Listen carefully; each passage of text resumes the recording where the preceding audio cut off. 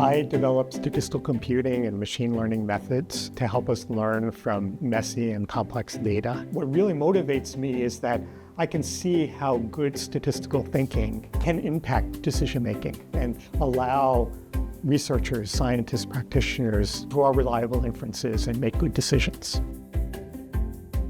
At SDSU, I do work on learning analytics projects, primarily looking at student success. For example, how well students are doing in our large enrollment courses.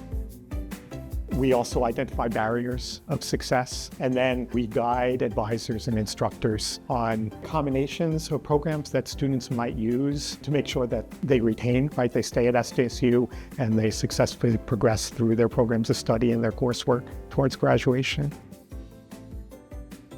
I think it's really important in statistics education and data science education for students to be embedded in research teams so they can learn about what data we have available, what kind of questions we can ask, what are some anomalies in the data that we have to address, and then how do we communicate those findings to the key stakeholders and actually get something done.